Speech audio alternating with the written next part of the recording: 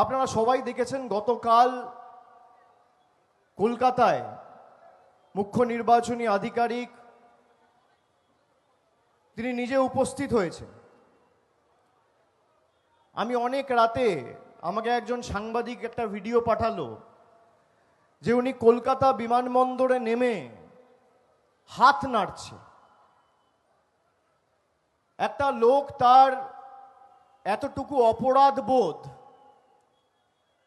বা বিবেক বোধ বলে কিছু নেই, যার তুগলকি সিদ্ধান্ত এবং অপকর্ম, অনাচার এবং অত্যাচারের কারণে প্রায় 200 জন বঙ্গবাসী মারা গেছেন, আত্মঘাতী হয়েছেন। মানুষের কাছে হাত জোড় করে ক্ষমা না চেয়ে তিনি সাংবাদিকদের উদ্দেশ্যে হাত নাড়ছেন, যেন বিশ্ব জয় করে ফিরেছেন। আমি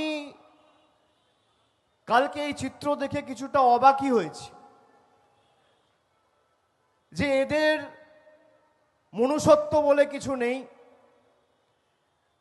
যাদের অঙ্গুলি হেলনে এরা কাজ করে এবং দেশের সংবিধানকে চূর্ণ বিচূর্ণ করেছে, ছিঁড়ে টুকরো টুকরো করেছে,